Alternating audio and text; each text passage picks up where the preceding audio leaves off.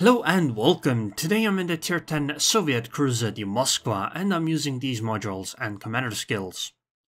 So today I was playing the Henry, or Henry the 4th, or Henry 4? I don't actually know. Well, at least it's not as bad as the other names of French cruisers or the Italian ones that I don't even know how to pronounce. So I mean, it could be worse. Oh, maybe we could just use the capital letters from the name of Henry. You know, H, I, and V. Anyways, so today I was playing the Henry, and I enjoyed it from time to time. It was quite nice. However, at one point I ran the numbers and I was like, why am I playing this thing? Because if I compare it to other ships, like the Moskva, for example, then I'm like, well, yes, the Henry is faster at 42 point something knots for the highest speed, but Moskva can go 36.2 knots. And the Moskva also has higher damage per minute, something like 3 times more anti-air. She also has more health, better armor, much better shell ballistics. So I don't really know why I would want to play the Henry. So instead I played the Moskva and I had a lot of fun. And I got this match from it, which I do hope you guys enjoy. So, I've been sailing along here, and I finally got in range and found a nice target to shoot at, which is that Zhao. She is at 15 kilometers, well, slightly further away, but was showing broadside. And I citadel her because Moskva has some incredible AP penetration, and that's also why I have AP loaded. So if you look at the minimap, you'll notice that my team went for B and C. We are actually contesting B, and we definitely took C. And the enemy team went for A and is also coming B, which actually seems like a fairly good match. By the way, the AP on this ship is so good that I citadeled North Carolina from 18 kilometers today. 18 kilometers. Well, it was more like 17.8 or something. Anyways, I picked the Zhao again because she is obviously a softer target and she is slightly closer. And hello, another citadel hit, and let's do another one then. By the way, another thing, look at the minimap, look at where our Essex is. Pro tip, he's not in a good position. And he's not near my team either, so yeah, unfortunately, that guy is probably not gonna have a very good game, but the Zhao is also finished. Goodbye!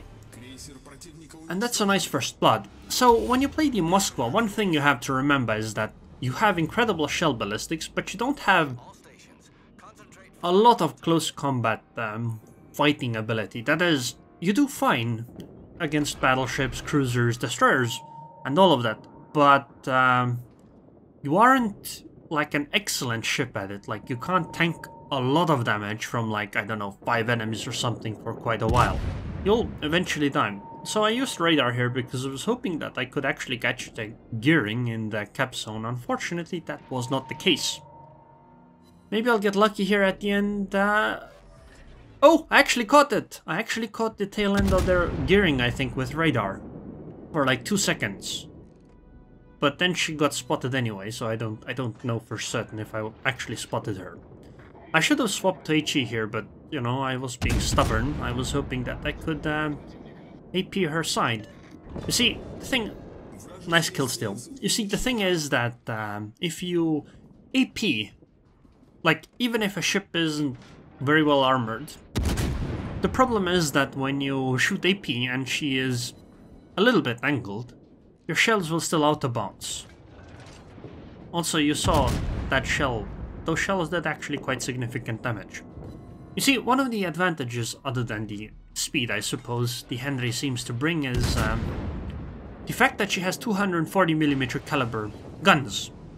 And that means you can overmatch some types of armor that the Moskva can't. But other than that, I'm not quite certain what that ship is supposed to bring. Although I suppose, you know, being close to Moskva in some aspects will have some advantages. But honestly, playing that ship just made me want to play this ship much more. Because the things that I found fun with her, this ship just does better. Although one thing I do wish the ship had, I wish they gave it like plus 30mm of armor at the rear completely, because everybody seems to love hitting the aft of this ship.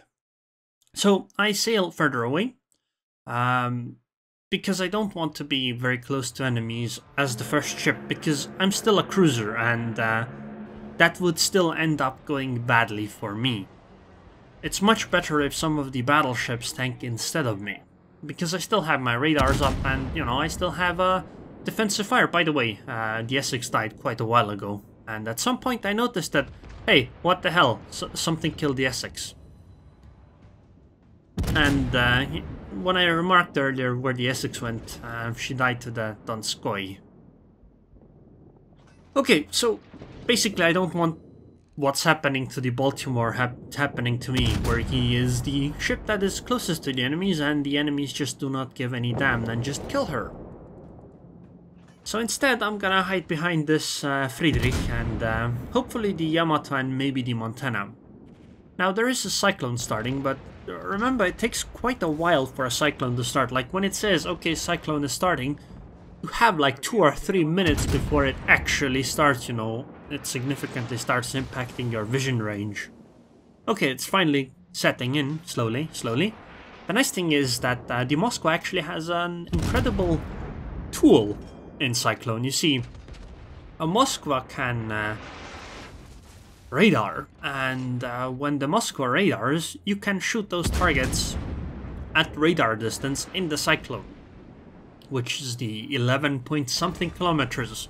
Yes, it's only 20 seconds, but still. You don't get that kind of range in anything else other than Soviet cruisers. Even the US cruiser radar is worse.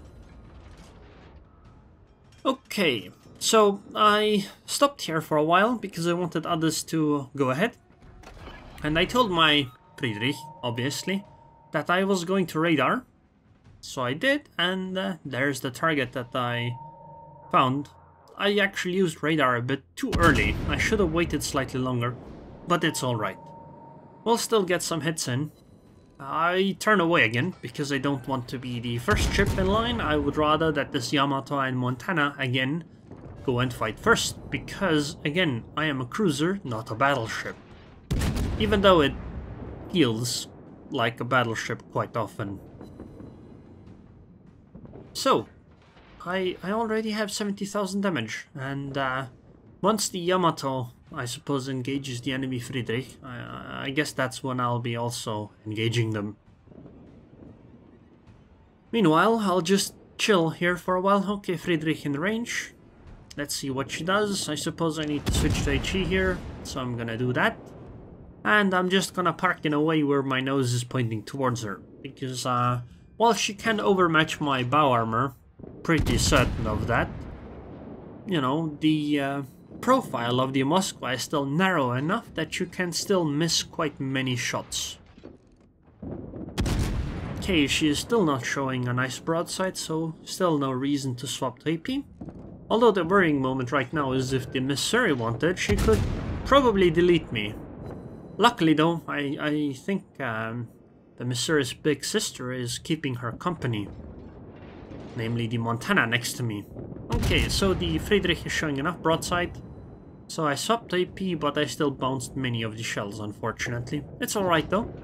I start slightly angling while reversing towards the Missouri, and did you just see that? 6,000 damage with only the front guns.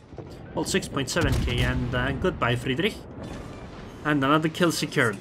She set me on fire, but I'm just gonna repair it immediately. There's no reason not to. Radar up in 10 seconds, but I don't know if it's worth using it over here. Maybe it is. I guess I could do some hits on the Missouri. But I'll try chasing them for a bit. I am, again, a fairly fast ship. It really caught me off guard that the Moskva is actually that fast. For some reason I remembered that she was like, I don't know, 32 or 33 knots total, like maximum or something. But I suppose the 5% from the flag does help. Okay, so I use radar to get a few shots on the Missouri.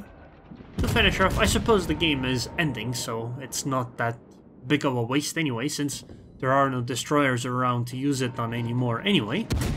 Okay, come on, let's kill secure this one too. Come on. No. Damn, Montana got it. Oh well, I swapped to AP again because there will be ships coming ahead. I think that's a Yamato. This might be a bad idea, what I'm doing. I mean, I am going straight ahead towards a Yamato, and I think I will be the first ship that will be making contact, but I hope it will go alright. Oh, the Montana is also making contact, because she is spotting, you know, I can tell from that. So there she is, but she has her nose pointed towards me. So I fire my initial AP salvo at the superstructure, and then, well, I tried.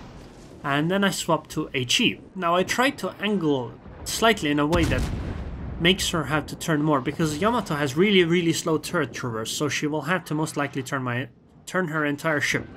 I'm gonna fire this HE salvo. Now I'm swapping the AP because she is showing broadside, and I can assure you, this ship can definitely citadel Yamato, especially at this kind of a close range. There it is. 3 citadel hits, 15,000 damage. 3 citadel hits, all of them were citadel hits. Because this ship has a lot of penetration power. And I guess now we'll be just sailing towards the ACAP, because, well, that's where the Dmitry Donskoy is. So I still have a radar over here, but honestly using it right now would be just guessing. Because I'm not certain where they are. They might fully be outside the range. Okay, so the Donskoy is spotted by the Iowa, I suppose, and I guess I will use my radar here. There is no reason to keep it, or maybe I'll just get into range in a moment anyway. Well, there she is, so there's no need to use radar anyway. I need to sub to HE because she will angle, apparently, against me. Come on. Okay, so the worry with the Donskoy is that she has 8-kilometer torpedoes, and that can easily get you killed. I know from experience. From pretty bad experience. Cyclone is still ongoing, which means planes are spotted from really short range, and well, there's the Taiho.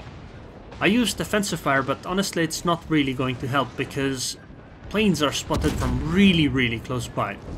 I do hope somebody kills this Donskoy before she gets too close, because she will either ram or torp me. Okay, somebody else finished her off, so swapping the AP now and turning my turrets. The Taiho is the only ship left. My secondaries actually set her on fire, I think.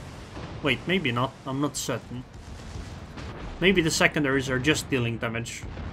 No, actually I think the secondaries set the fire on her. Okay, that didn't go so well, come on. That didn't go so well either. Okay, come on, back guns. Finish her. Yes, kill secured. What a citadel even. So yeah, the Moskva is an amazing ship, and I really do like it. I'll talk more about the Henry if I make a Henry video, but this was a really nice Moskva match.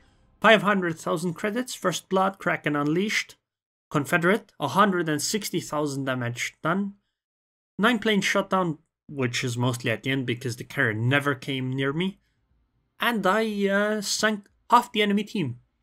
And I did 7 citadel hits, 3 of which were on a Yamato. Team score, well, 2,600 base experience.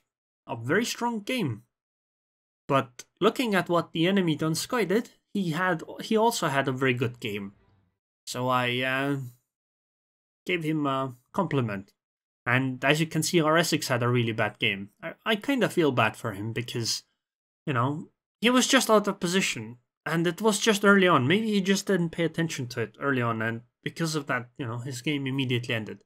Luckily, we still won. So, detailed report. Well, I didn't actually have a lot of potential damage taken this game. Only 1 million. Well, I suppose it's quite a lot for a cruiser, but for Moskva it's alright. And most of my damage came from AP. Although, to be honest, Fires and HE did quite a bit themselves as well. And that's a profit of something like 230,000, I don't know. The camouflage is not credits. So anyways, I hope you guys enjoyed this video. If you did, then like it, and I would like to thank the Patreons on Patreon. We have actually more than 1 new Patreon. And thank you very much for your support, Simon, and I hope I see you guys next time.